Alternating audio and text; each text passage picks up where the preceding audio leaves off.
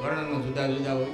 કોઈ સંસ્કૃતમાં કરે, કોઈ તારની સાહિત્યમાં કરે, કોઈ લોક સાહિત્યમાં કરે, કોઈ વૈદિક સાહિત્યમાં કરે. ભયંકર રીતે વરસાદ વરસવા માંડ્યો. ગોકુળ આંધળું થઈ ગયું. કોઈ બચાવો, કોઈ બચાવો, કોઈ બચાવો. ભયંકર વરસાદના અમે ઠરી રહ્યા થઈ. નારાયણે વિચાર કર્યો મારે ગોકુળને બચાવવું છે. પોતે પોતાની ચટલી આંગળીની માલિક ગોવર્ધનને ધારણ કર્યો છે. બોલો ગિરધારી મહારાજ.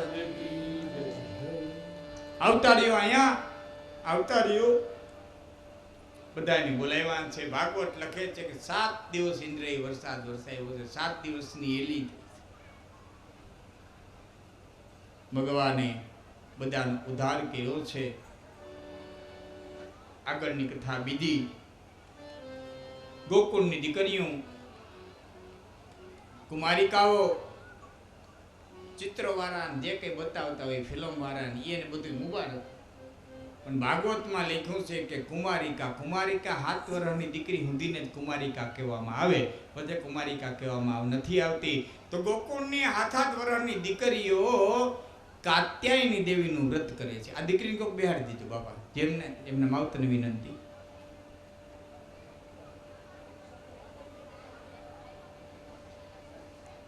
ગોકુળની 7 વર્ષની દીકરીઓ કાત્યાયની દેવીનું વ્રત કરે છે. આપણે એ દીકરીઓ વ્રત કરતી હોય એને આપણે શું કે મોળાકત કે ગોરમાનું વ્રત કરે.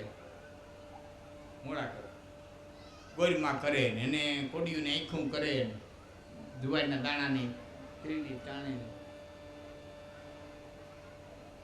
બધે ગીત ગાય વ્રત તો ઠીક. મારે આગળ દેવ ગોપીની કથા કહી તમને કહું. પણ નાની નાની દીકરીઓ, ગામડાની દીકરીઓ ગોરમાં પાસે માગણી કરી, ગીત ગાય છે. ના ગમે બહુ કે ગોરમાં રે કાંઠા તે ઘઉંની રોટલી. ગોરમાં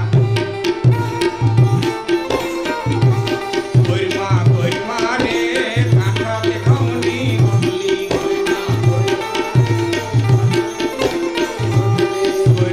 ગોરમાં રે ભગર ભેંસના ગુજાણા. ગોરમાં રે ધોળી ગાયના ગુજાણા.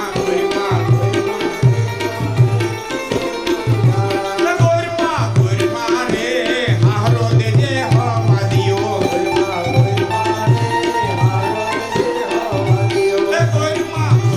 રે હારો દેજે હવા દિયો. શું કરવા હારો હવા દિયો તો હારી હારી શાકભાજી લઈ આવે, તાજા શાકભાજી લઈ આવે, હારી હારી આઈટમ લઈ આવે. ગોરમાં રે હાહુ દેજે ભૂખારવી.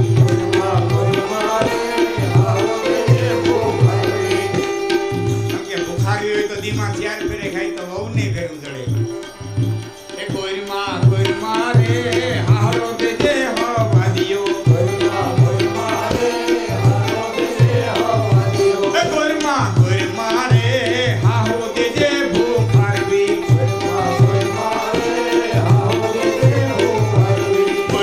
ગોરમાં રે નણંદ દેજે નાનકડી. ગોરમાં રે નણંદ દેજે નાનકડી.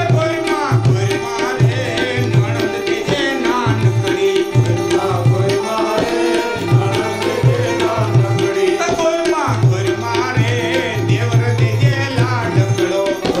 ગોરમાં રે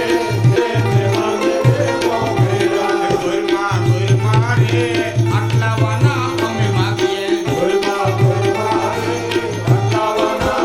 આટલાવાના અમે માગીએ. ગોરમાં રે આટલાવાના અમે માગીએ. બસ આટલું જાદુ નથી જોતું, આટલું જ દેજે. જાદુ ને એટલું. ગોરમાં રે ભગર બહેનના દુધાણા. ગોરમાં રે ગૌરી ગાયના દુધાણા. ગોરમાં રે હાહરો દેજે હવા દિયો. હારું હારું લઈ આવે. ગોરમાં રે હાહુ દેજે ભૂખારવી. વચ્ચે એક વાત કરી દઉં. ગોરમાં રે હાહુ દેજે ભૂખારવી. ગોરમાં રે દેરાણી જેઠાણીના જોડુલા. અફસોસની વાત છે, સમય બહુ નબળો આવ્યો છે. સમય બહુ કઠિન આવ્યો છે. આપણી કદાચ ને છેલ્લી પેઢી છે કે હવે પછીના જુવાનડા આવ્યા છે એની છેલ્લી પેઢી છે. 20 વર્ષ પછી દાદા 20 વર્ષ પછી આ સંબંધો જોવા નહીં જડે. એક એક દીકરો એક એક દીકરી ક્યાં દેરના સંબંધ જોવા જડશે? કેને દેર કેવા જાહે, કેને જેઠ કેવા જાહે, કેને માયસી કેવા જાહે, કેને ફૂઈ કેવા જાહે? સપનું થઈ જાય. 20 વર્ષ પછી માયસી ને ફૂઈ ને દેર ને જેઠ ને બધાને સપના થઈ જાય, સપના થઈ જાય. ભારતને આર્ય નારી માં ભગવતીની પાસે માગતી, એ માં મને જેઠાણી દેજે, મને હાહુ દેજે. એકલહુડું ન માગતી.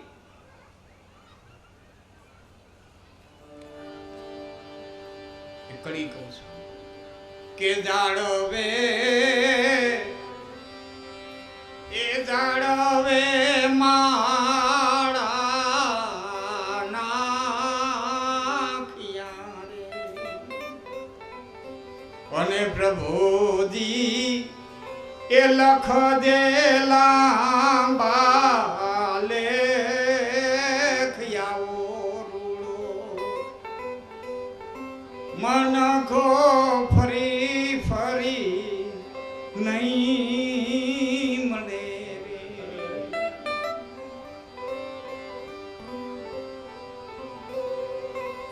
એ પ્રભુજી સાસરા વિનાનું સિયું સાસરું રે. એમાં હું મજા? હારા વિના હારા મજા હું. અને પ્રભુજી સાસુ વિનાના સિયા હે તયાઓ. એ પ્રભુજી જેઠ વિનાના સિયા જીણા બોલણા રે. લુગડાની આદત લઈને જેઠ નો સાંભળે એમ દેરાણીને ઝીણું ઝીણું કહેતી હોય. ઈ મજા તો જેઠ હોય તો છે. તડાકા દેવાની થોડી મજા છે. એ ઝીણું બોલવાની છે. મારી દીકરી માગે, પ્રભુજી જેઠ વિનાના સિયા જીના બોલના રે. અને પ્રભુજી જેઠાણી વિનાના સિયા વાદ આવો. જેઠાણીને વાદ કરવો પડે ને, એ વાદમાંય મજા છે. એ વાદમાંય આનંદ છે. આ હું કરે ને આ તું કર નાખ ને.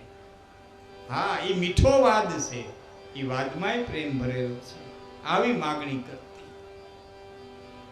અને અટાણે તો દીકરીનો સંબંધનું કહીને ધ્યાન રાખજો, કોઈ આડું ઊભું ન હોવું જોઈએ.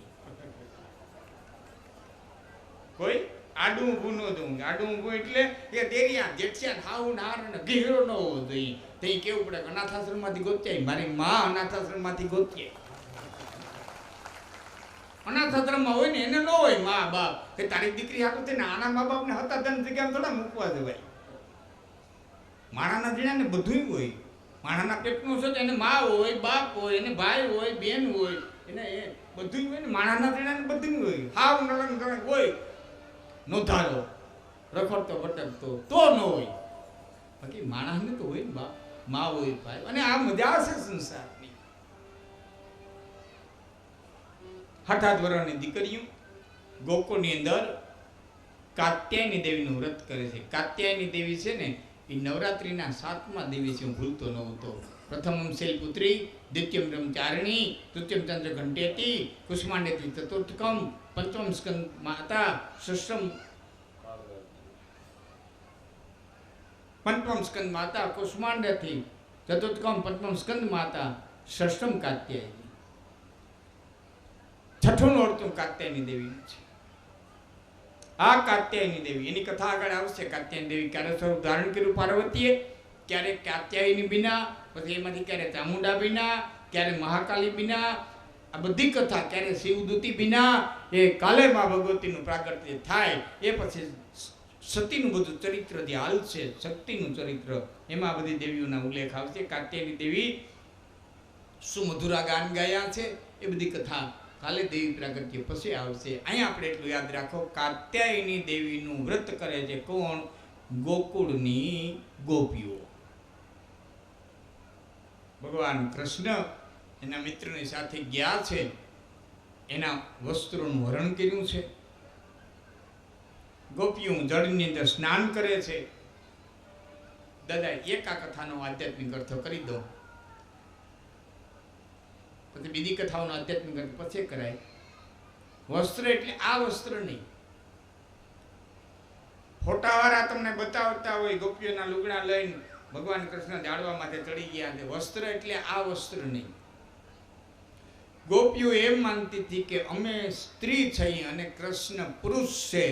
કૃષ્ણે કીધું જીવ અને શિવનું મિલન તો ત્યારે થાય જ્યારે શરીરનું ભાન ભૂલી જવામાં આવે. હું સ્ત્રી છું અને તમે પુરુષ છો એવો ભેદ જ્યાં સુધી હોય ત્યાં સુધી શિવ અને જીવનું મિલન ન થાય. આ શરીરને કૃષ્ણએ ગીતાની અંદર વસ્ત્ર કીધું છે. વાસાંસી જીર્ણાની વિહાય નવાની ગૃહણાતિ દેહી. શરીર રૂપી વસ્ત્ર છોડી અને આત્માથી બીજું શરીર રૂપી વસ્ત્ર ધારણ કરે છે. એટલે ગોપીઓ છે માનતી હતી અમે સ્ત્રી છે ને કૃષ્ણ પુરુષ છે. એટલે કૃષ્ણ એ વસ્ત્રનું હરણ કરવા ગયો તો સ્ત્રી પુરુષના ભેદ મૂકી દો અને શુદ્ધ આત્મ સ્વરૂપે મારી પાસે આવો તો જીવ અને બ્રહ્મનું મિલન થાય, જીવ અને શિવનું મિલન. એનું નાદ કર્યો છે. ગોપીઓ દોડી દોડીને આવ્યું છે. કૃષ્ણ બહુ સુંદર વાંસળી વગાડી. હા, સાંભળી લીધી? હા. શા માટે એટલા આવ્યા? કે કૃષ્ણ તારી વાહડી ઉપર અમે બહુ મોહિત થઈ ગયું. અને અમારે છે ને આ પુનઃ આ રાત જોવી હતી, અમારે જમનાનો કાંઠો જોવો હતો. કૃષ્ણ જોઈ લીધો. હા, બધું આનંદ આનંદ આનંદ આનંદ. હવે એક કામ કરો, તમે તમારે ઘરે જાઓ. 3 અધ્યાય સુધી કૃષ્ણે સ્ત્રી ધર્મ સમજાવ્યું છે. જે સ્ત્રી ધર્મ સીતાજીને અનસુયાજી રામાયણની અંદર સંભળાવ્યો એ સ્ત્રી ધર્મ ભગવાન કૃષ્ણે 3 અધ્યાય સુધી ગોપીઓને સમજાવ્યો છે. પતિને હાચવો, પુત્રોને હાચવો, ગાયોને હાચવો, તમારા પરિવારને હાચવો, આ તમારો ધર્મ છે. અને ખરેખર પેલા એ બધા ધર્મ આપણે બજાવવા જોઈએ. એકલા નેકરા લાલો લાલો કરી રાખી બહુ લાલાને વાલા લાગીએ નહીં. લાલાને જે આ સૃષ્ટિ છે ને એ સૃષ્ટિને પેલા પ્રેમ કરવો જોઈએ. આની ઉપર મેં ઘણી કથા આગળ કરી દીધી છે તમને બધાને. પેલા બધાને તમે પ્રેમ કરતા શીખો. સર્વભૂતિ તે રતાહા, હું ગીતાની અંદર બોલ્યા છે. બધા ભૂતોના હિતમાં મૃત્યુ. કૃષ્ણ આત્મા અને પરમાત્માનું મિલન ક્યારે થાય? અમે વિરહમાં તપકીએ છીએ. કૃષ્ણે કીધું એનો સમય આવશે ત્યારે. પણ કૃષ્ણનો સમય ક્યારે આવશે? કે શરદ પૂનમની રાતે હોળે કળાનો ચાંદો ખીલો હોય છે ને તેથી સમય આવશે. અત્યારે તમે ઘરે જાઓ. એમાં ગોકુળની ગાયું મૃતપાય થઈ ગઈ છે. આના પણ બધા ઘણા આધ્યાત્મિક અર્થો છે. કે જમનાજીની માલિકો કાલી નામનો નાગ છે. હવે એ નાગની કથા આગળ લઈ, બીજી વાત પછી લઈ લઉં. કાલી નામનું નાગ છે અને એનાથી જે વાળી નદી થઈ ગઈ છે. ભગવાન કૃષ્ણે કાલીના ગુનાની માલિકો, કાલી નાગવાળા ગુનાની માલિકો ધુપકો માર્યો છે. ગોવાળીઓ બી ગયા છે. ગોકુળમાં જે જાણ કરી જશોદાજી રોતા રોતા આવ્યા છે. આયા ભગવાન કૃષ્ણ કાલી નાગને જગાડ્યો છે, હોતો જગાડ્યો છે. બંને વચ્ચે યુદ્ધ થયું છે. નરસિંહ મહેતા તો એમ લખે છે, બેઉ બળિયા બાથે વળગિયા ગગન ગાજે જેમ હાથીઓ. પ્રભાત્યું છે એટલે મોટા રાગમાં ચડાવતો નથી, કારણ કે અમુક રાગ અમુક સમય ગાવામાં આવે તો દોષ લાગે. એ રાગને રાગના સમયે જ ગાવો જોઈએ. રાગના સમય વિના રાગ ગાવામાં આવે તો રાગનો દોષ લાગે. પ્રભાતી રાગ છે એટલે હું લેતો નથી, પણ એક લોકગીતના રાગમાં છે. એની બે કડી હું તમારે સામે લઈ લઉં છું. કે નાગણીઓનો રાફડો કેસરિયા લાલ, તાલ એવો આવ્યો છે ભરવાડ ભાઈઓના જવાનના છે. ભગવાન કૃષ્ણ એના મિત્રની સાથે ગયા છે, એના વસ્ત્રોનું હરણ કર્યું છે. ગોપીઓ જળની અંદર સ્નાન કરે છે. દાદા એક આ કથાનો આધ્યાત્મિક અર્થ કરી દો, પછી બીજી કથાઓનો આધ્યાત્મિક અર્થ પછી કરાય. વસ્ત્ર એટલે આ વસ્ત્ર નહીં. ફોટાવાળા તમને બતાવતા હોય ગોપીઓના લુગડા લઈને ભગવાન કૃષ્ણ જાળવા માટે ચડી ગયા છે. વસ્ત્ર એટલે આ વસ્ત્ર નહીં. ગોપીઓ એમ માનતી હતી કે અમે સ્ત્રી છીએ અને કૃષ્ણ પુરુષ છે. કૃષ્ણે કીધું જીવ અને શિવનું મિલન તો ત્યારે થાય જ્યારે શરીરનું ભાન ભૂલી જવામાં આવે. હું સ્ત્રી છું અને તમે પુરુષ છો એવો ભેદ જ્યાં સુધી હોય ત્યાં સુધી શિવ અને જીવનું મિલન ન થાય. આ શરીરને કૃષ્ણએ ગીતાની અંદર વસ્ત્ર કીધું છે. વાસાંસી જીર્ણાની વિહાય નવાની ગૃહણાતી દેહી. શરીર રૂપી વસ્ત્ર છોડી અને આત્માથી બીજું શરીર રૂપી વસ્ત્ર ધારણ કરે છે. એટલે ગોપીઓ છે માનતી હતી અમે સ્ત્રી છે અને કૃષ્ણ પુરુષ છે. એટલે કૃષ્ણ એ વસ્ત્રનું હરણ કરવા ગયો તો સ્ત્રી પુરુષના ભેદ મૂકી દો અને શુદ્ધ આત્મ સ્વરૂપે મારી પાસે આવો તો જીવ અને બ્રહ્મનું મિલન થાય, જીવ અને શિવનું મિલન. એનું નાદ કર્યો છે. ગોપીઓ દોડી દોડીને આવ્યું છે. કૃષ્ણ બહુ સુંદર વાંસળી વગાડી. હા, સાંભળી લીધી? હા. શા માટે એટલે આવ્યા? કે તાલ એવો આવ્યો છે ભરવાડ ભાઈઓના જવાનના છે.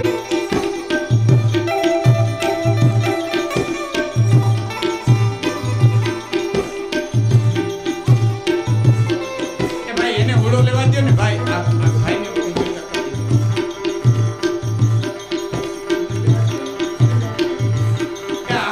આવશે ત્યારે તમને કહે ભાઈ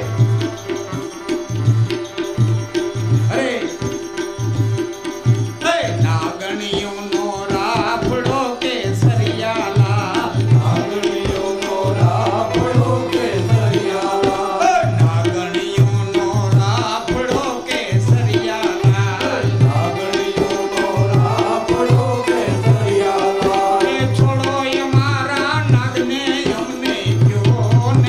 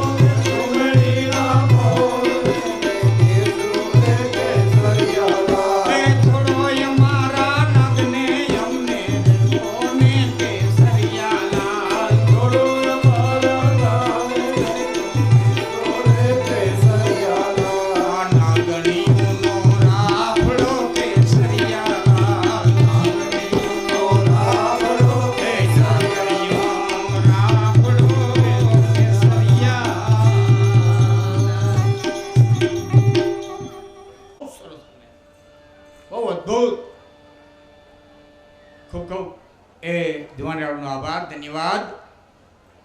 કાલીનાગને નાખ્યો છે, ભગવાને ત્યાંથી એને રવાના કર્યો છે, જમનાદીનું શુદ્ધિકરણ કર્યું છે. દાદા આ શુદ્ધિકરણની પ્રક્રિયા છે. આજ પણ જમનાદીની શુદ્ધિકરણ કરવાની ખૂબ જરૂરિયાત છે. આજ આપણા વડાપ્રધાને ગંગાના શુદ્ધિકરણ કરવાનું અભિયાન ઉપાડ્યું. કાળે આ લોક માતાઓ છે એમાં કચરો ઠલવાતો જાય, સમયે સમયે આવા શુદ્ધિકરણ થવા જોઈએ. એટલે તે વખતે જમનાદીને માલિકો એટલો બધો કચરો ઠલવાતો હોય છે, કોઈ ઉદ્યોગપતિઓ માનતા નહીં હોય મથુરાના, અને ભગવાન કૃષ્ણએ આખા જાગૃતિ લાવી જમનાદીના શુદ્ધિકરણનું આ કાર્ય કર્યું છે. એવા મહામાથા હશે જેને બોલાવી ન થતા એવાઓને વશ કર્યા હશે, એવાને પોતાને કબજે કર્યા હશે અને જમનાદીનું શુદ્ધિકરણ કર્યું છે. કાલિનાગની આવી કથા આપણને ગળે ઉતરે છે. આમ હોવી જોઈએ. સમય સમયનું કામ કરતો ગયો છે.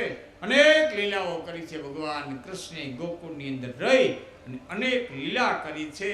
અને એમાં કંસને એમ થયું કે હવે અનેક ઉપાયો છતાં ગોકુળના બંને જુવાન બાળકો જેનું બળ અતિશય છે એ મેર્યા નથી, એને મથુરામાં લાવીને એ કામ પૂરું કરી દેવું જોઈએ. મલો સાથે યુદ્ધ કરાવી અને એ કામ પૂરું કરી દેવું જોઈએ.